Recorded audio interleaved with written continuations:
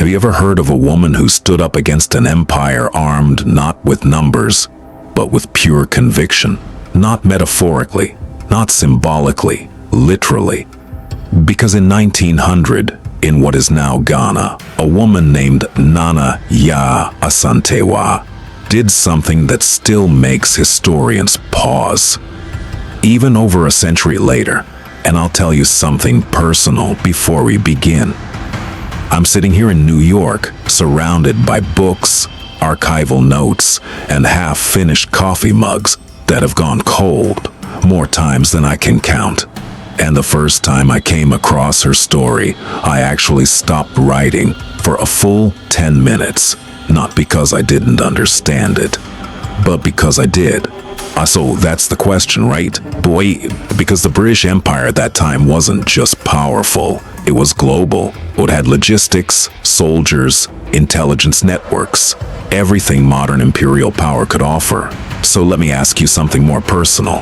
If you were in her position, would you resist, or would you survive quietly? Most people choose survival. History remembers those who don't.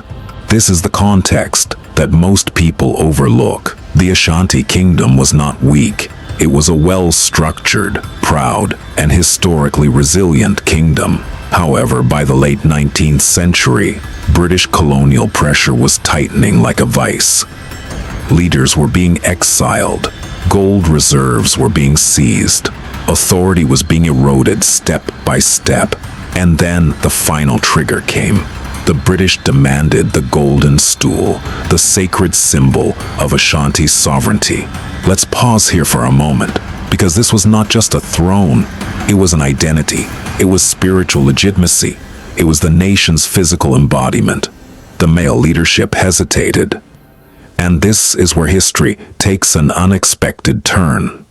Because instead of silence, instead of negotiation, it was Nana Yaa Asantewaa who stood up, and according to oral histories, she essentially said, "If you men of Ashanti will not fight, then we will." Let that sink in.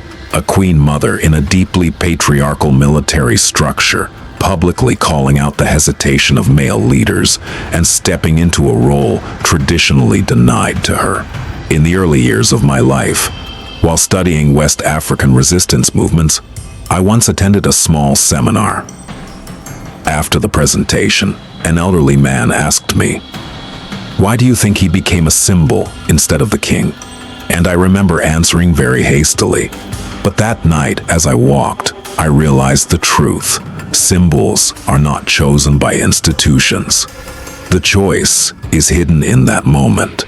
The uprising that followed is known today as the War of the Golden Stool, and it was not symbolic resistance, it was real conflict.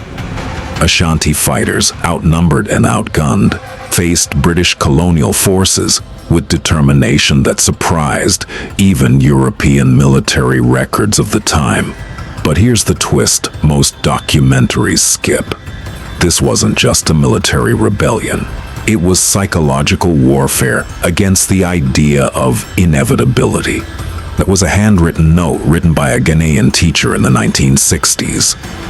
The note simply read, "We teach him first, because before that, he teaches courage." I never expected that sentence to stick with me, but it did. Eventually, British forces suppressed the uprising. Nana Yaa Asantewaa was captured and exiled to the Seychelles, where she spent her final years far from the land she defended. But here's the paradox of history. Exile ends a life. It does not end influence. Because her resistance became foundational to Ghana's independence narrative decades later. Let me be direct. We don't learn that she almost won. We don't even learn that resistance always succeeds. We learn something more uncomfortable, that courage often appears precisely when success is least guaranteed.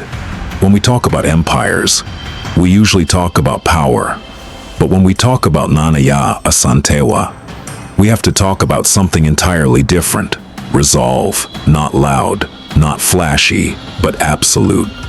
And perhaps the real question isn't what she achieved, but what she made possible for those who came after her.